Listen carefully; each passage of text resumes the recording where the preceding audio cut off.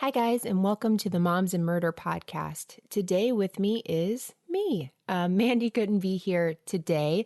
We are in full-blown Hurricane Irma prep, and Mandy actually had a family emergency this week, so we were not able to record an episode together, but I had recorded one with my sister, Megan, who's wonderful and great and basically better than me, but please don't tell her that.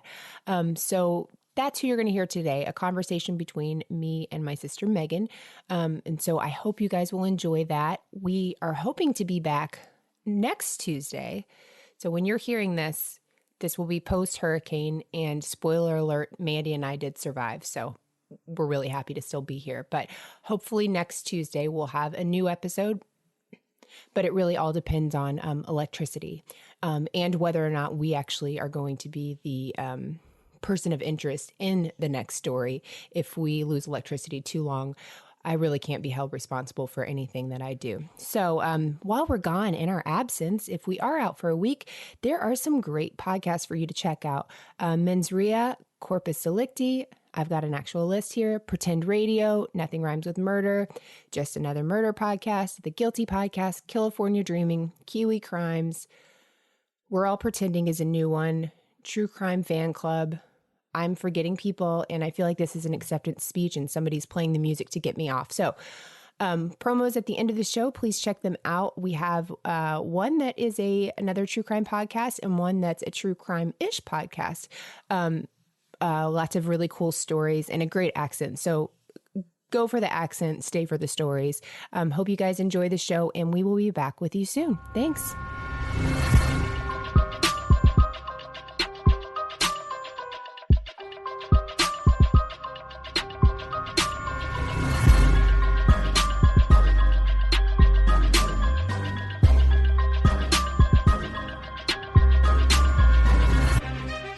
Welcome to the Moms and Murder Podcast. Today we have a very special episode with a very special person, one of my favorite people, my sister Megan. Hi everyone.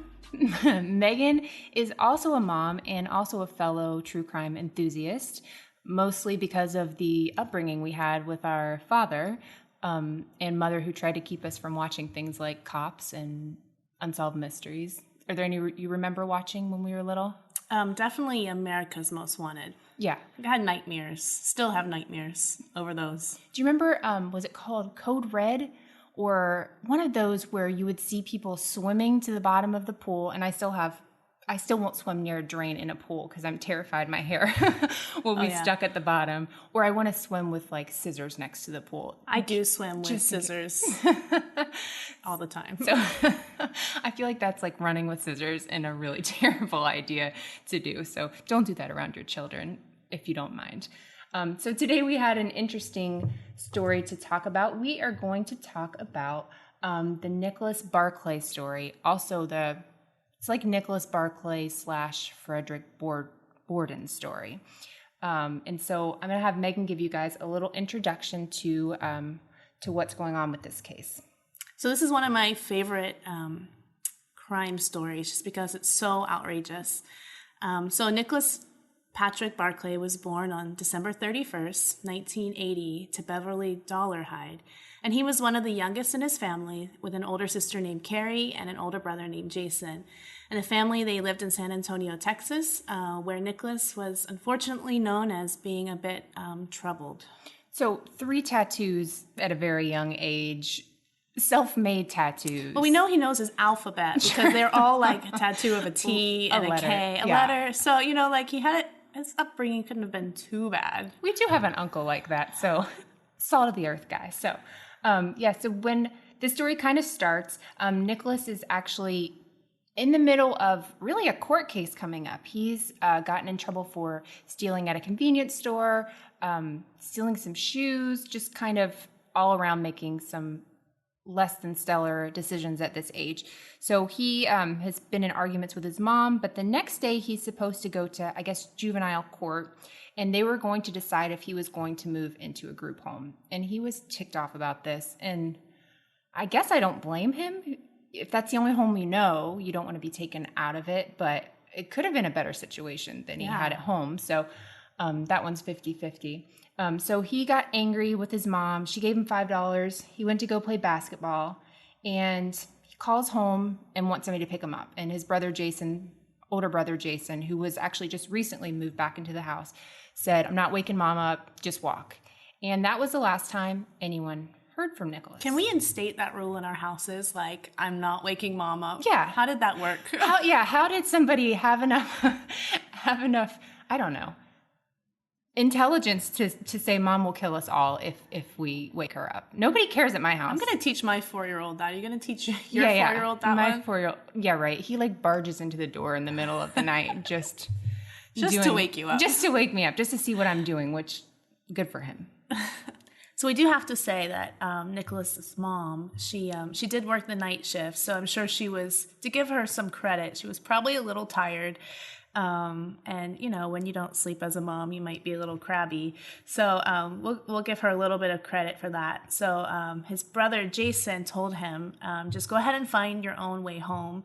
And his mom she said it a few times that he was the kind of kid who would just take a ride from a stranger. So when he went disappearing, when he disappeared, they weren't so sorry. Words are hard. I have a newborn as well. So when he disappeared, his mom mentioned that she wouldn't be surprised if he had taken a ride from a stranger. That wasn't out of his character. Yeah, it seems like there might not have been a ton of structure at home based on what we read, and we actually watched the movie The Imposter. It's on Netflix and I think YouTube, and if you haven't seen it, it will both make and ruin your day. It's one of the most fascinating documentaries I've seen, and the interesting thing is, besides Nicholas, everyone else involved in this case is actually interviewed in it, which as we get further in the story, you'll wonder why people would even volunteer to be a part of this documentary. So Nicholas was last seen June 13th, 1994 in San Antonio. He was 13 years old. However, his brother, Jason, claimed he saw him on September 25th, 1994, actually breaking into the family's garage. So the police came, but they didn't see Nicholas, and Jason said that Nicholas actually fled. So they searched the neighborhood, but actually the police didn't even believe that story at all, and the mom didn't believe it either. So it makes me wonder, why would he make up a story like that? Yeah, you have to think there's more going on, and that's what they said. When people have something to hide, they'll bring up a clue that doesn't exist to kind of fit their narrative that he's still alive, so maybe he just wants to be on his own or do his own thing, which at 13 years old with $5, there's not a lot of things you can do. Although he knows his alphabet. He knows his alphabet, so he could do something. We're just not quite sure yet. But it's not like he came back and there was any evidence that he stole money from his mom, like he was doing anything to live this life. Because he had run away several times before for a day or two, but then he would always come back. So in October of 1997, 3 years after Nicholas vanishes, the family in Texas receives a phone call stating that Nicholas just randomly appears in Spain. Yeah. Makes sense. You know, just the other side of the world. Hopping the border, getting there with his $5. It's easy to walk to. Yeah. Walk across the ocean. So the caller said that Nicholas was living at a Spanish shelter after escaping from a child sex ring operation. The man, or the law enforcement officer, said that the person believed that Nicholas had been abused for years. So, plot twist, the person on the phone was not a police officer. What? Yeah. As we both know, the person on the phone was 23-year-old Frederic Bourdin. He was impersonating an officer. But before he was impersonating an officer, he was impersonating a 13-year-old boy named Nicholas Barclay. So before we go any further, we want to talk a little bit about this new member in our story, Frederic Bourdin. Frederic was born to a French woman and her lover, boyfriend, who was an Algerian immigrant. He grew up not knowing who his father was and said that he didn't receive much of his mother's attention. In the documentary, he talks about his grandfather, his mother's dad, being racist, and so kind of being ashamed of his heritage and not understanding his heritage and kind of told to ignore it. So as he's growing up, he doesn't really know who he is, and then is also being told he was never wanted. His mom wanted to have an abortion. He shouldn't have been here. And so in the mind of a child hearing these kind of things, I can see how that could have an effect on you for the rest of your life, as apparently it did. So by the time he was 5, he was actually already impersonating a different life, putting on airs of being someone different. When people would ask why he didn't have a father, he would say that his dad was a British secret agent. So he started lying and becoming somebody he wanted to be from a very early age. So he's been on the run since he was 16. He kind of was in and out of juvenile homes, and he kind of explains that he never really received any love or any warmth growing up. So go back to Spain. And in Spain, one day there's some British tourists there, and they come across this boy. At least he looks like a boy, and he's just sitting there, and he isn't talking. And they're asking, "Hey, are you okay?" And this kid isn't responding, isn't doing anything. I mean, actually, this kid is 23-year-old Frederic. So these tourists, they decide to call the Spanish police. Right. And tell them, hey, we found this kid. We don't know what to do. And so they kind of just turn him over to the police there. Right.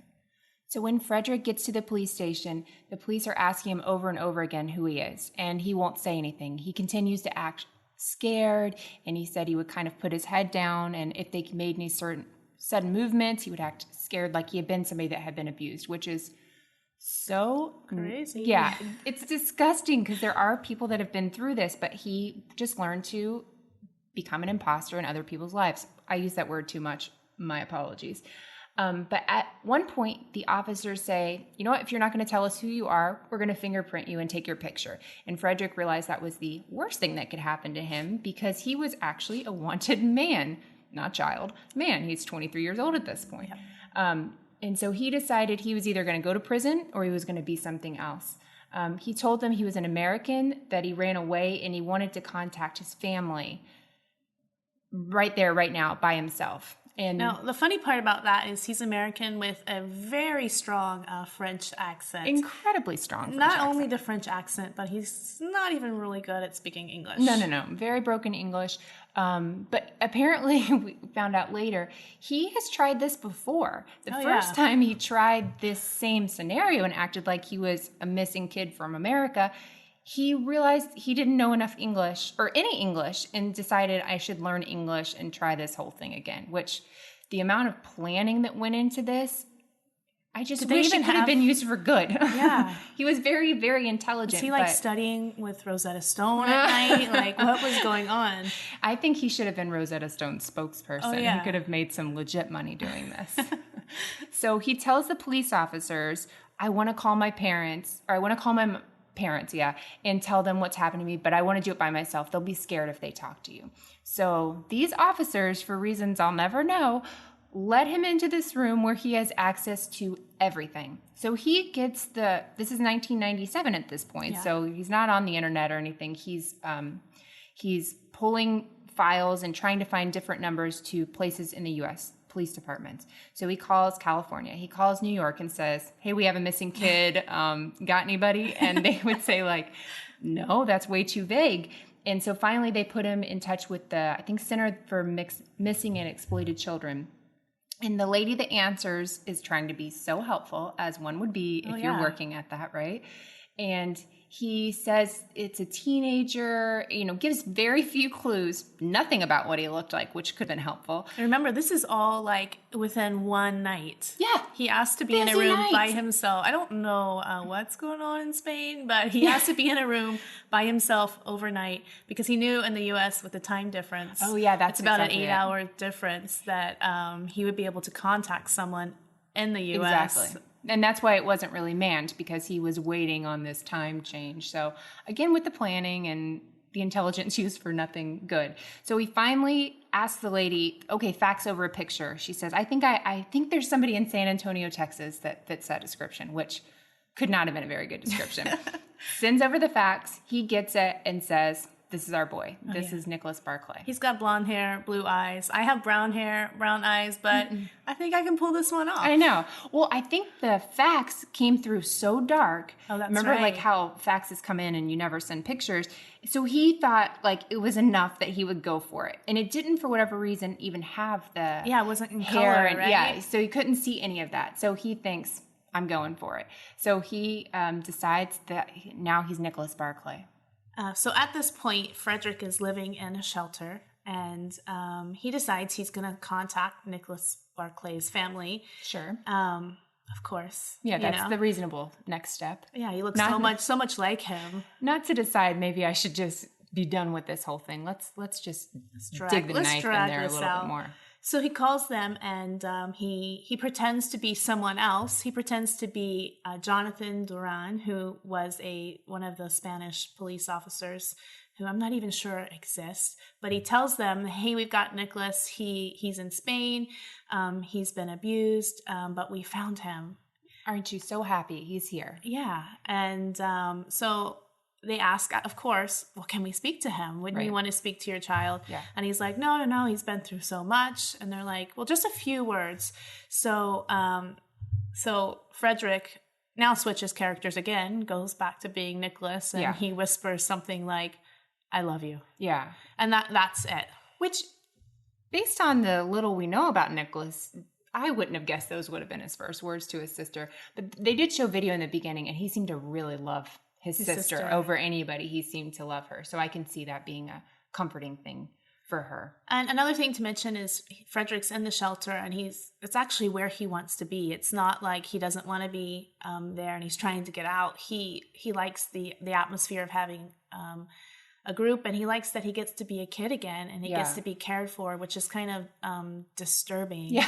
Very disturbing. Just kind of. But so I think he just started digging this hole, and it's like now people in the U.S. are contacting him to the extent where they send him a package with more information about Nicholas Barclay that has a colored photo. And when he sees the photo, he's like, I don't even want to say the words, but wow, he's got yellow hair and blue eyes, and I definitely don't. So he decides, and he's got tattoos. Yeah.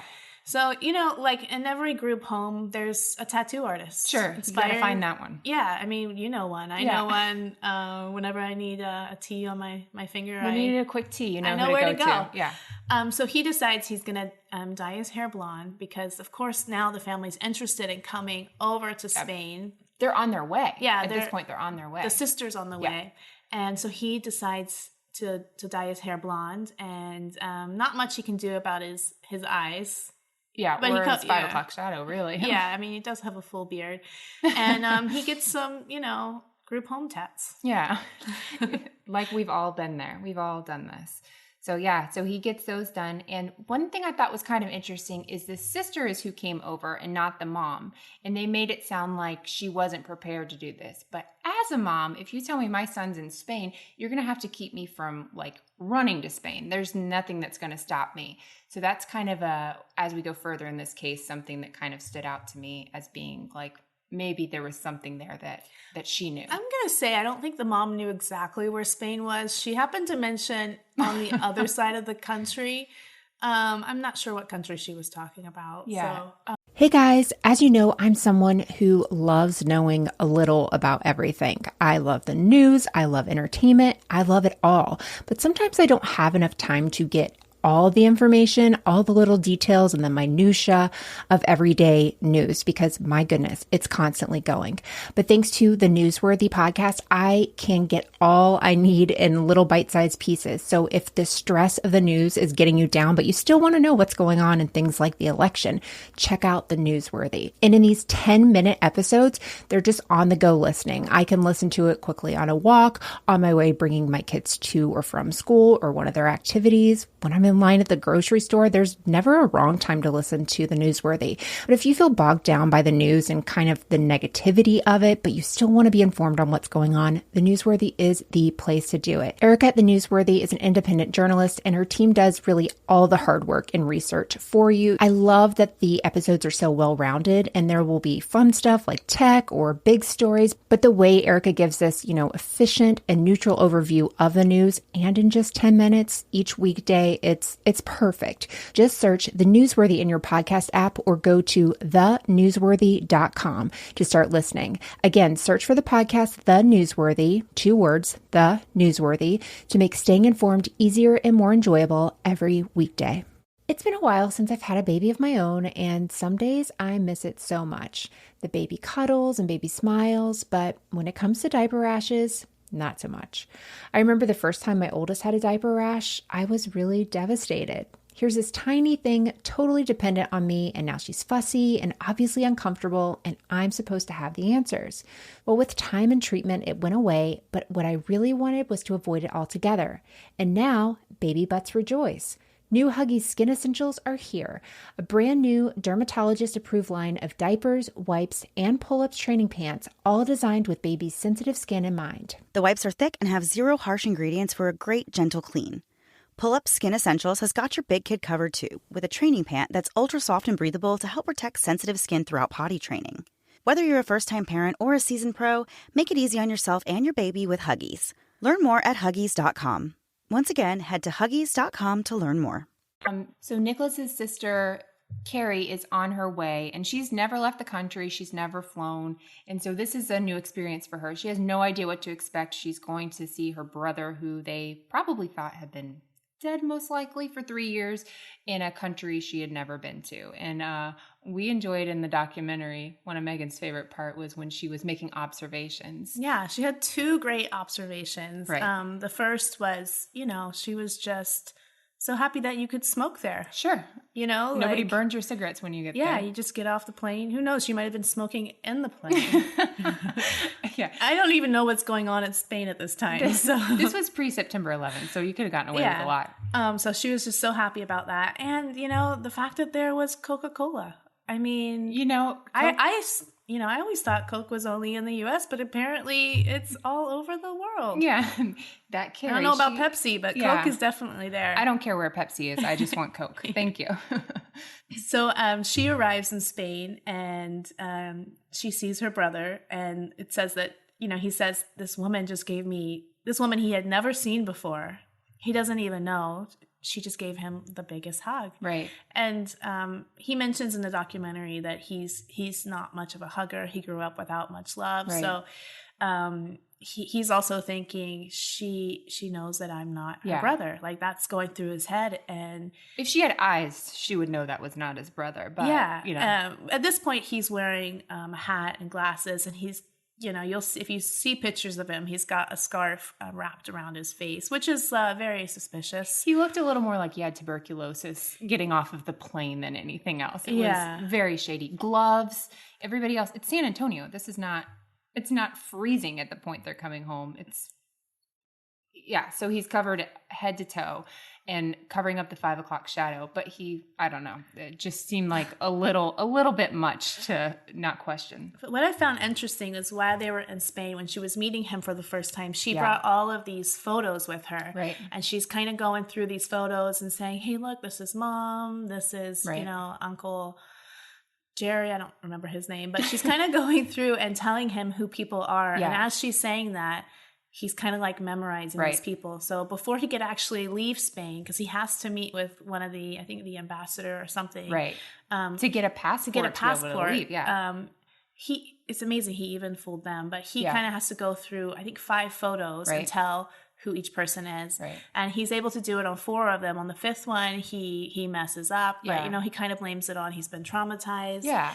Anybody would believe that, and things change. If these aren't recent pictures even, then it's not crazy to think you wouldn't know what somebody looks like, or they've changed. He's clearly changed, so why wouldn't somebody else have changed? He kind of mentions, though, that he kind of felt like his sister, Carrie, was kind of prepping him and feeding him like answers. Yeah. Saying like, you remember this was our old house. Yeah. Remember when we lived here with mom and we lived here with this person? You remember my daughter. Yeah. He kept saying over and over again, you remember, Exactly. you remember. And he would say things like that he loved the grandma and the grandpa was a jerk, like kind of things he kind of came up with on his own, but ended up being accurate, but also accurate of a lot of families. States, is grandpa still a jerk? Yeah. Like, don't we all say that? Yeah. Most of us have had at least one grandfather that's a jerk.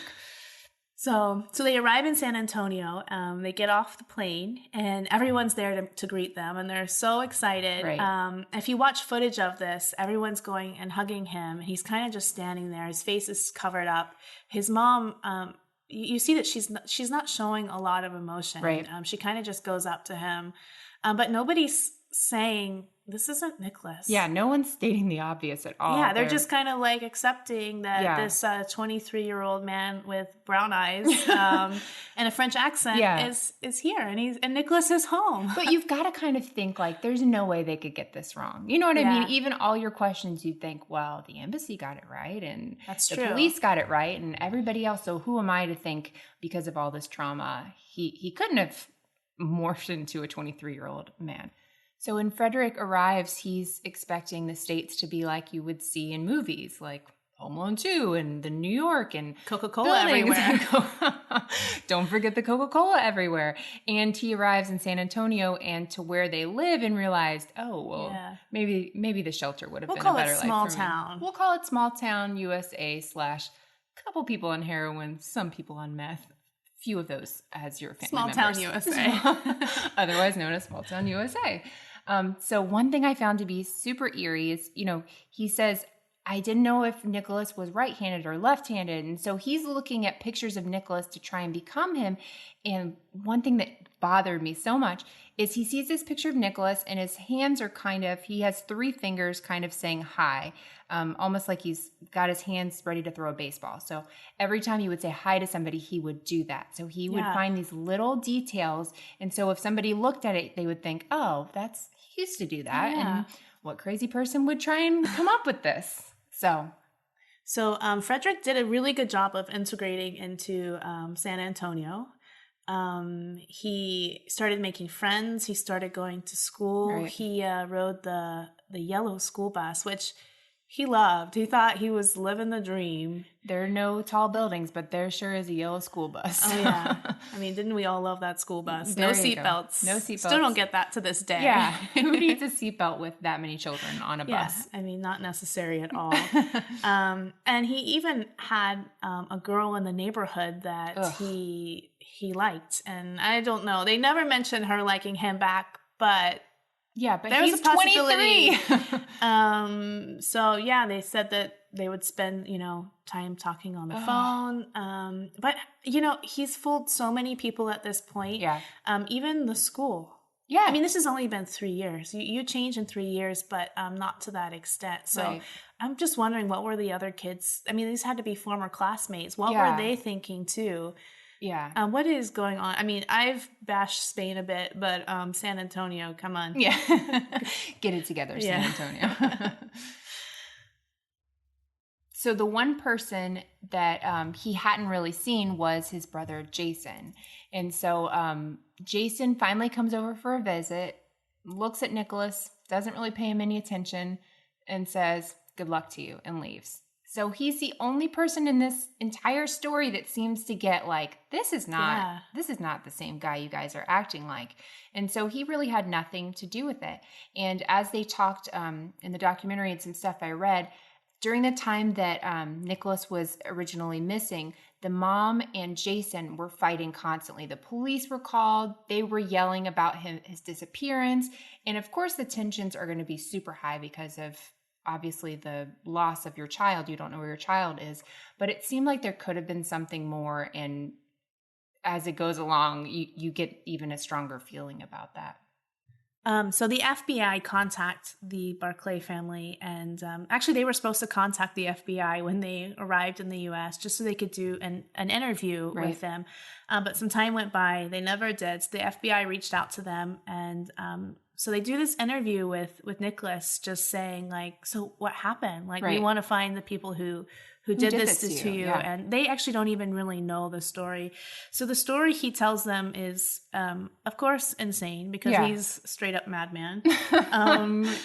You know, like there's so many pieces to the story. I'll just go over it quickly. He tells them that that military men put him in a van and they flew him all over the world. He never knew where he was. He was kept in a room with different kids. Right. He woke up in different places, that he was, you know, of course, he was sexually abused. They broke his hands. They experimented on him with needles. They changed his eye color. So that's, you know, that's how he went from blue to brown. Yeah. You've all heard of that, where somebody injects something in your eyes and changes the colors. Of course. Couldn't they have just given him like the contact, like cat eyes or something to change it? I don't really quite get where they're going with that. Yeah, and he was trying to explain his accent, and you know, he mentioned that if he spoke English, that he was beaten. Right. So that's why he had this thick accent. Which still makes no sense. Yeah, of course. Other people that interviewed him that said in the first 6 or 7 years of life, the dialect, the accents you hear, it's kind of what develops your speaking, your communication. So having this gap of 3 years somewhere, if you know somebody that's moved to another country, they don't come back talking like they're from another country. They still keep their original accent. So the FBI was just like eating this story up, and just to bash someone else. Come on, FBI. Yeah. There's a lot of people to blame in this story. I'm going to have a list of people I'm just going to question everything about. So yeah, they finished the interview, and at this point, nobody was suspicious. No, not even the FBI. So he's fooled the FBI and the family at this point, among other people. And now he's free to continue riding that big yellow school bus. Ride the big yellow bus to the sky. So at this point, news is getting around across the U.S. that there's this boy who's been missing, captured in Spain. All these terrible things have happened to him. And the show Hard Copy, which you remember Hard Copy I grew up on that. Yeah, that was another show we probably shouldn't have watched, and we did. They sent a private investigator named Charlie Parker, who is one of my favorite characters in anything ever, to find out where he was, to talk to him. The FBI had told the family, do not talk to the media. Like, all this information you're giving us about the military men, all that stuff, we need to keep that to ourselves. So as we are looking for these people, we have stuff to question them on. But Frederic decided to make this story look more believable. He was going to talk to the press. Can I stop you there? Can you just describe Charlie Parker? Just so people have an idea of the person. First word, suspenders, right? Of course. The suspenders. He's an older gentleman. I don't know even if words can describe Charlie Parker. He has a Twitter page. Please find his Twitter page. It's full of gems. Like, he kind of looks like he's a mix of a used car salesman / running a funeral home. Yeah, that's Does that give you a good visual? Honestly, I think that could be a side business. Yeah, lots of gold rings. Yeah. Always driving, a car made in the 70s with the windows down and the San Antonio that's because there's no AC. But his hair is slicked back. He looks good. He looks good. Yeah. He looks good. So he becomes super interested in this case. And Charlie Parker, during one of Frederic's interviews, looks at him, and in the background sees an old picture of Nicholas. And he decides to do what, Megan, which is my favorite part of the whole case. Yeah, I mean, you just look at the ears. Don't you know that's like the first what you learn when you're investigating someone. Just check out someone's ears. PI 101. But we have to say, I mean, he's the only one. He's the only one that figured this out. So what he does is he looks at the picture and he looks at Nicholas's ears, and then he looks at Frederick's ears and realizes that they're different. And by putting them in Adobe Photoshop and comparing them. I'm just amazed that he can do that. At this point, I think we could have figured this case out if all it took was Photoshop and 2 pictures. So he's like photoshopping. I don't know what exactly he's doing, but he has cracked the case with Photoshop. He did. Photoshop for the win. So Charlie Parker is on the case. He's thinking something's not right here. And if by goodness you can't tell from the ears, what do you have? So the information that Frederic had given the FBI was really vague. So they said that he needed to go to Houston to deal with this trauma and speak to a doctor. And this was all part of the FBI's plan of getting more information. The doctor he spoke to, who was also on the documentary, said, yeah, there's no way that this kid is related to you. He has an accent. He's not American. He can't be related to you. So the FBI director calls Carrie Gibson, and they're about to be going to Houston. So the FBI director is with Frederic, and they're going back to Houston. I'm sorry, they're going back to San Antonio. And she tells Carrie, hey, this isn't your brother. We don't know who this is. Don't bring him back to your house. We're just going to take care of everything when we get there. So they go down the escalator at the airport, arriving back in San Antonio, and who is there but smiley Carrie, ready to open him, open arms to this madman. And all you can think is like, what is happening? You had an at that point, I think that Frederic was like, something is really suspicious here. Like there's no way they could believe my story, but they've just been told that I'm not even an American. Nope. And I'm going back home. He's got to be scared to go to their house at this point. If I were him, I'd be like, back to sunny San Antonio. How he didn't stop right there and say, my name is Frederic Bourdin. Let me tell you my crimes. It's incredible. But on the documentary, she says, yeah, I don't remember that being the way they told me. Like, I think that would be pretty clear if they're like, this isn't your brother. Yeah. If they start it with, this isn't your brother, don't bring him home. Those are hard words to understand, though. I mean, But if they had tattoos on their arms, maybe they would have understood. Maybe. We'll see. So at this point, they decide they're going to do a DNA test, which they should have done before he left. Yeah. In the land of Coca-Cola. So they ask the mom, and she refuses to do a DNA test because they say, well, we know who it is. Right. Of course, it's a 23-year-old Frenchman. So she actually lays on the floor screaming because she doesn't want to do this test. My son's done that. If he doesn't want to do something. He's 4. It makes sense. I mean, it does work. Does it work in your house? It works. I can break down very easily. Yeah, if you scream loud enough, you get whatever. If there are witnesses, we're out of here. You get to ride the school bus. Do you what get to you have want to Coca-Cola, whatever you want. You can have Coca-Cola on the school bus for all I care at that point.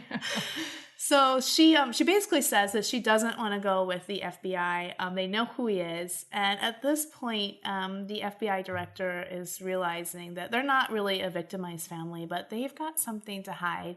And we kind of believe that she didn't want to do this DNA test because she did have a history of using heroin, as well as her son, Jason. Yeah. So we're thinking she might have had heroin in her system, and she just didn't want them to find out. And who knows, that might be why she also accepted having, Frederic in the house. Yeah. Who knows what was going. It seemed like a very dysfunctional family, obviously. What? No. Yeah. Sorry to break it to you guys. If you haven't figured that at this point into our podcast, you're never going to figure it out. Their white picket fence has been chopped down with an axe. Yeah, and set on fire and tattooed. So. Yeah. So they finally get some blood work from Frederic. They send it over to Spain, and Spain tells them, hey, actually we have a match, and it's definitely not Nicholas Barclay. It's Frederic, and so they fax all the information over, and I think at this point Frederick's realizing I'm in a house with crazy people, and I'm about to be found out. He may have been the one faxing the information to the police just to get out of this house. So he's very suspicious and just wondering what is going on. He's being duped by the people he's duped. Yeah, it's a big cycle over there, and we're back to our friend Charlie Parker, PI. He sits down with Frederic, and so Frederic knows, this is almost over. And he says to Frederic, your mom is crazy. And he said, that's not my mom. I know. Can you please get me out of here? Help me. Help me, yeah. He tattooed help me across his arm, and nobody was there to help. So with all the information that Spain has, they tell the police in San Antonio, Yeah, he's wanted by Interpol, and he has impersonated, according to him, over 500 people, including 3 missing children. Do you even know 500 people? No. How do you remember? Like, I could play pretend with my kids and they can give me a name and I'm going to forget halfway through what the name is. Yeah, I just don't play pretend. well, good for you. If you can get away with not doing that, that's kudos to you. But I don't have that kind of a memory. And so figure he's playing people in different countries. With different accents. Well, he's terrible at that part. Different languages. He learned, I think, 5 languages to do this. But he kept saying, like, throughout the documentary, like, I never really wanted to do this. But then you got to think, well, you got on a plane.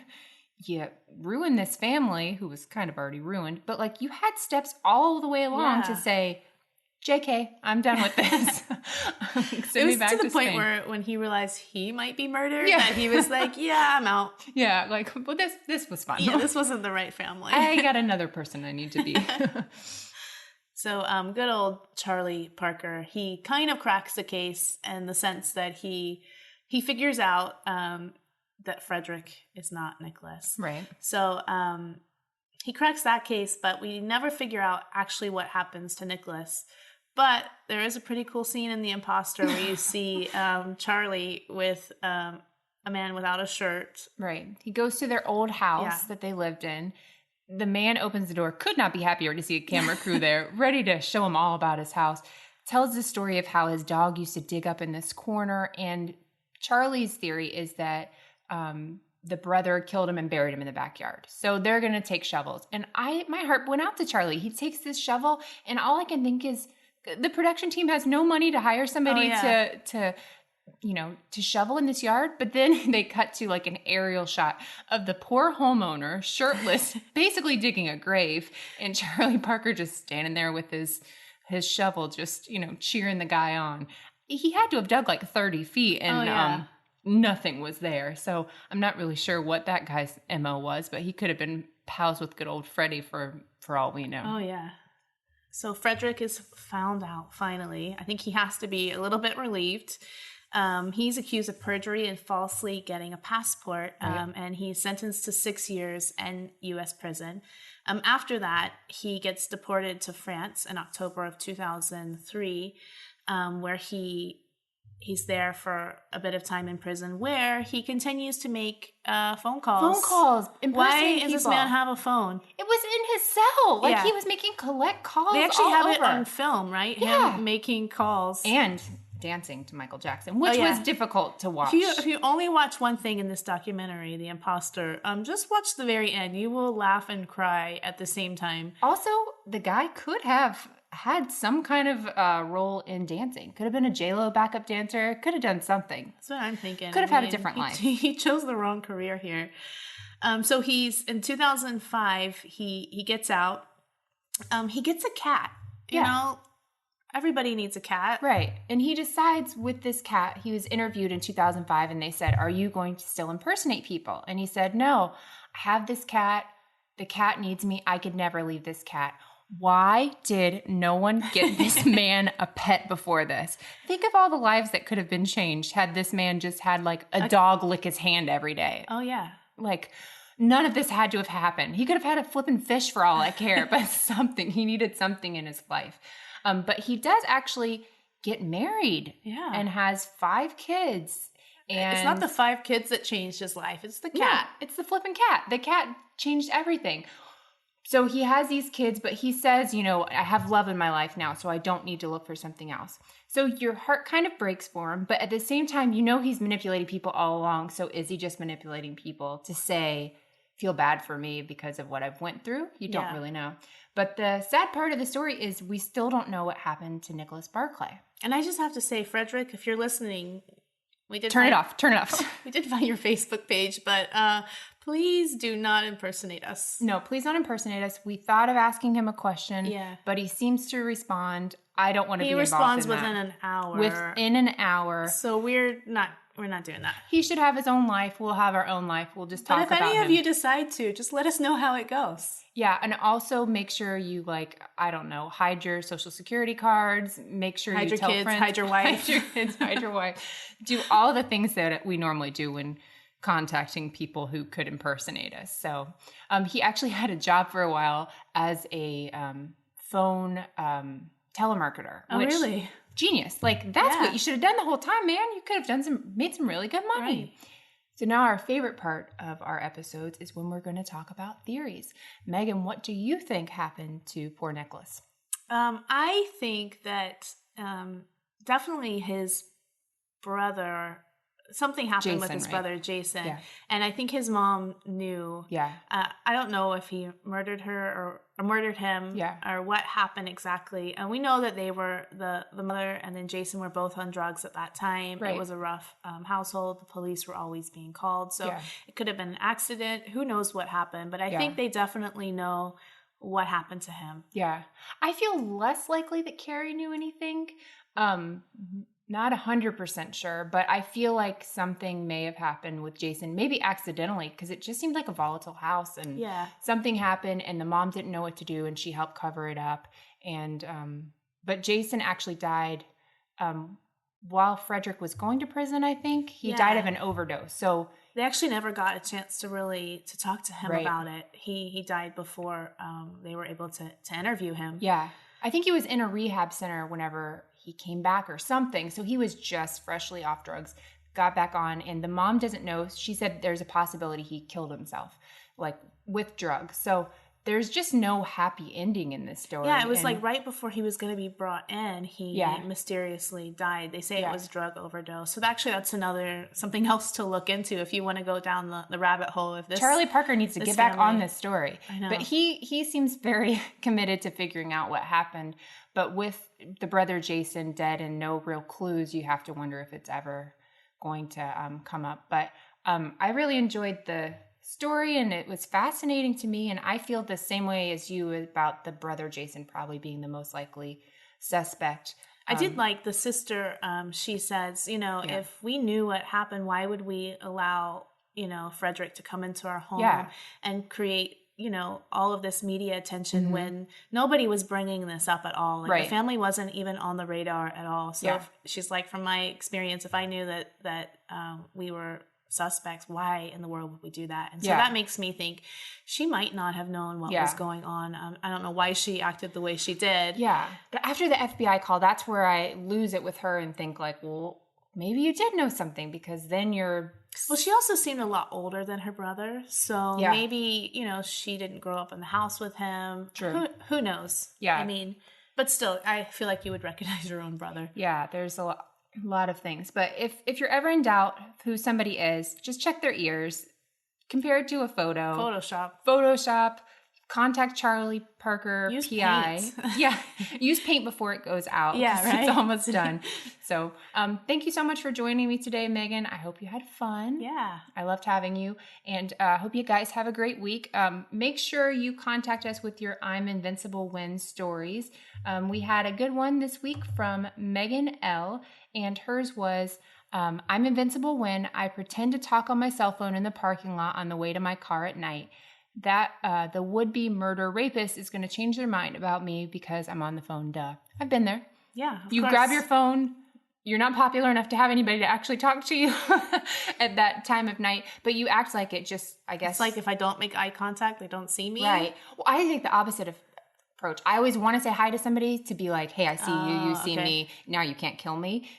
So far, I'm running at 100% with that. No one's killed me. So I'm going to keep going with that one. Do you have any good I'm Invincible Win stories? I definitely don't. I'm definitely not. I've never been murdered. Congratulations. But, I've been robbed 4 times. Yeah. Yeah. Megan has not had really good. Megan has a very robbable face, is what we're guessing. I was robbed twice in one day. Maybe my I'm Invincible Win is one time when I was robbed the second time in the same day, I happened to tell the person robbing me, hey, this guy just robbed me. Yeah. And they were like, okay, cool. We won't really do anything here. So my Invincible Win would just be like, hey, I just got robbed 5 minutes ago.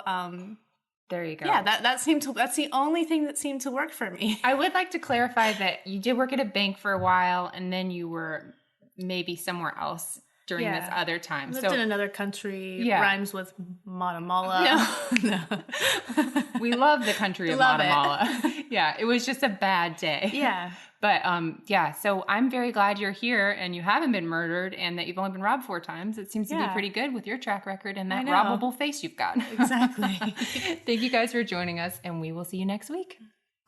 Hello, fellow skin suits. This is Angel. And Ember. Deep down, do you have a secret passion for true crime, sarcasm, inappropriate jokes, but you still want to hear all those lovely details? However, you still need a little bit of humor to get you through those dark moments? Then come hang out with us over at the Color Me Dead podcast. We try to balance both humor and facts perfectly. We also go on some pretty extraordinary squirrel hunts. We can be found on iTunes and all other podcast apps. Come over to Twitter, Facebook, and Instagram and see us at Color Me Dead Podcast for the latest updates and gory chat. We release on Wednesdays because on Wednesdays we wear murder. Don't forget to spay and neuter your pets and stay out of chalk lines.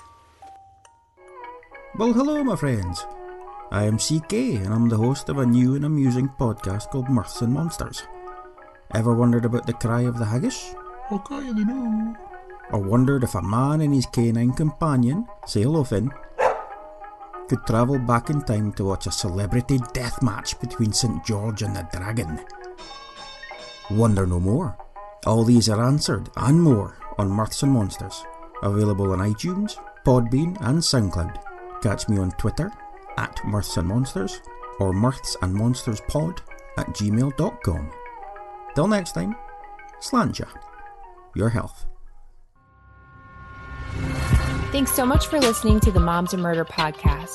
Make sure to check back with us next week for a new episode. You can also find us at momsandmurder.com, where you can connect with us via social media.